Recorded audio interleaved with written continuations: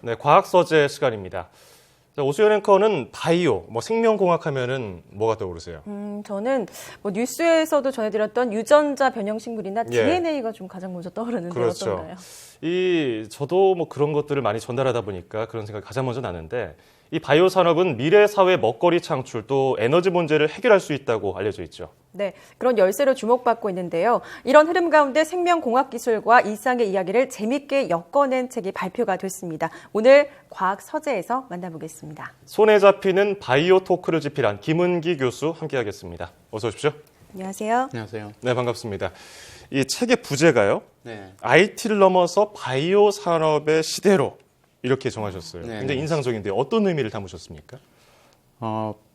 이 IT를 넘었다는 얘기는 이제 BT 시대가 왔다는 얘기죠. 예. 그러니까 그런 의미에서 이제 과학을 이제 BT에 대한 과학을 좀 더 잘 알려졌으면 하는 생각으로 집필을 시작을 했는데요. 실제로는 많은 사람들이 지금 말씀하신 것처럼 DNA, 게놈 이런 걸 잘 모르잖아요. 예. 근데 일반 사람들이 모르면은 과학에 관심이 없으면은 그 과학은 지지를 못 받으면 발전할 수 없습니다. 어허. 근데 제가 쓴 이제 그 중점도 사실은 바이오 과학적인 지식보다는 예.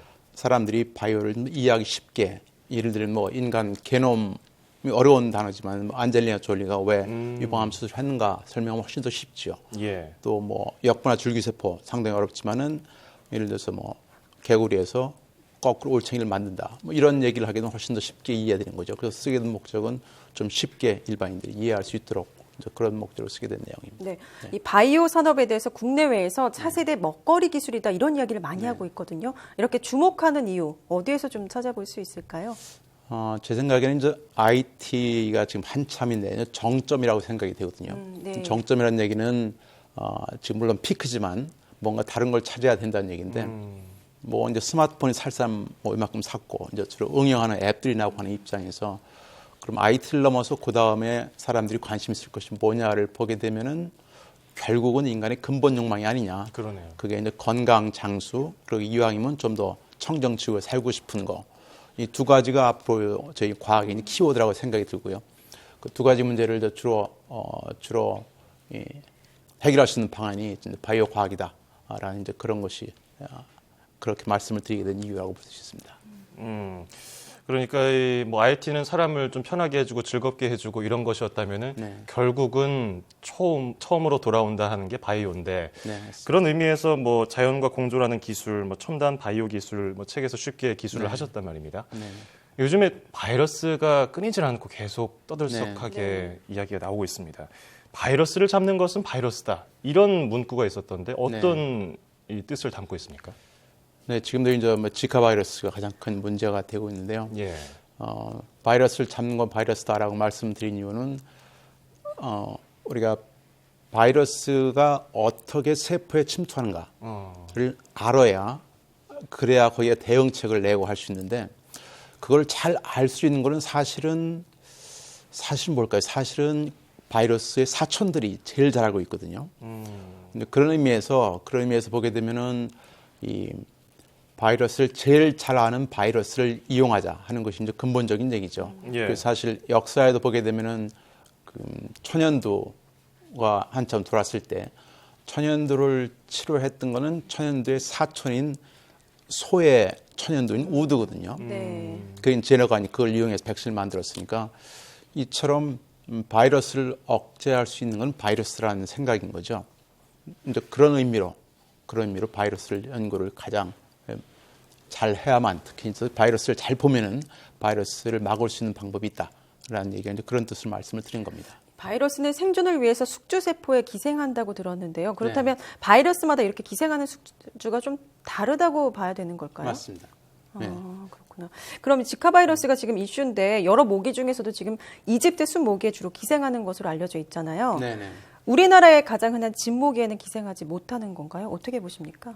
바이러스는 굉장히 숙주에 그러니까 자기가 딱 맞는 숙주만 들어갑니다.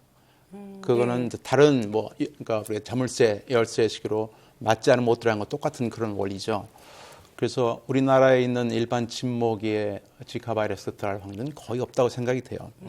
하지만 바이러스는 계속 변화하는 그 특징이 상당히 높죠.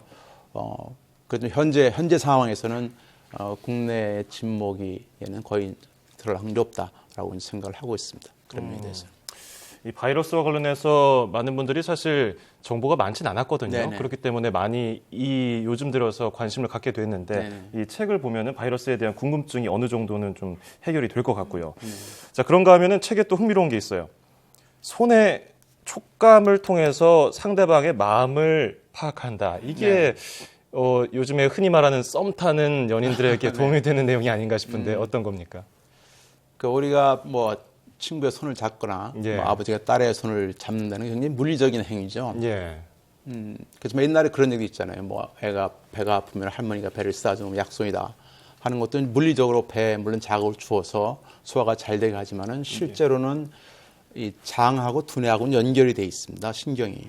그래서 물리적인 자극을 주면 바로 이제 두뇌에 연결이 돼가지고 아이가 안정을 갖게 되는 거죠. 그래서 예. 마음도 편해져서 잠이 잘 드는 그런 케이스인데 결국 이제 좀 전에 말씀하신 손의 촉감이라는 것도 물리적인 접촉이 아니고 실제로 이제 손에 땀이 나는 경우가 땀이 우리의 인체 냉각수다라고 얘기하지만 냉각수뿐만이 아니고 실제로 이 두뇌하고도 연결이 돼 있는 부분이요. 예.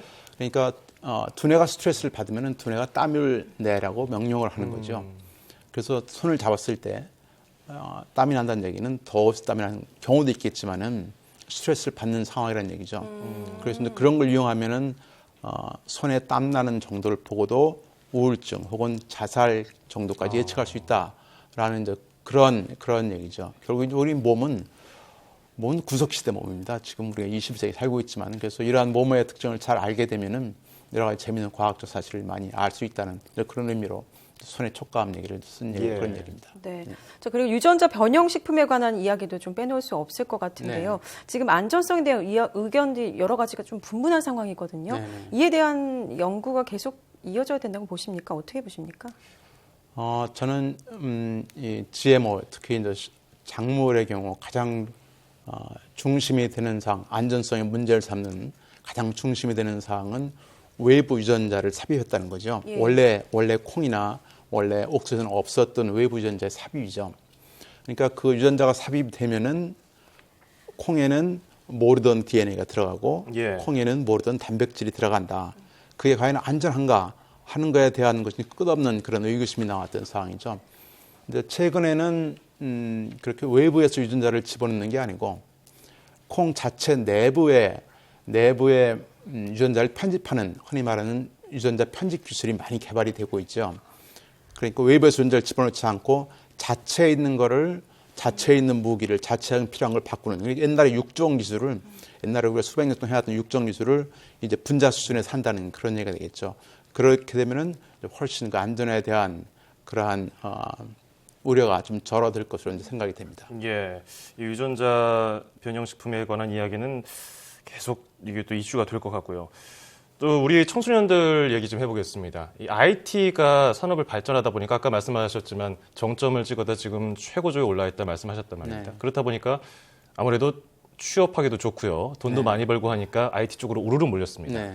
근데 좀 더 길게 보면은 바이오 산업이 앞으로 다가올 것이라고 하고 이미 좀 어느 정도 제약회사에서도 뭐 기술 수출하면서 돈을 벌고 있는데 우리 학생들이 바이오 산업에 좀 관심을 갖고 있다고 많이들 얘기하거든요. 그러면 어떤 점들을 조언해 주시겠어요?